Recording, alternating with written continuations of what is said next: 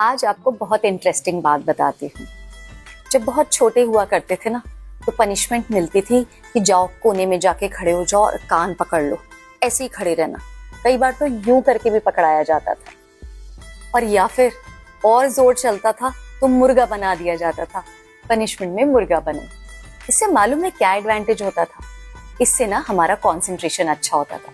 शायद पेरेंट्स को, टीचर्स को भी नहीं पता था, वो अनजाने में कराते थे, बट फैक्ट यही है, ये पनिशमेंट डिजाइन ही इसलिए की गई है। जब हम ऐसे कान पकड़ते हैं या यूं कान पकड़ते हैं, तो हम ईयर लोब्स जब खींचते हैं, हमारे ब्रेन सेल्स एक्टिवेट होते हैं, हमारे कंसंट्रेशन बढ़ती है।